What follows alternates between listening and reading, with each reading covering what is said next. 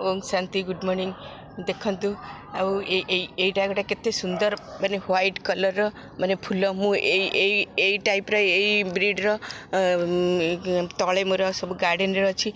red colour uh yellow colour a white colour नथिला मु nursery देखि a white colour टाको आनिली देखंतु गोटे मु बहुत छोट गछ आनिथिली ताको मु गोटे पॉलिथीन बैग रे देखंतु एटा खाली माने किचन रो सब वेस्ट जिंस आ मोर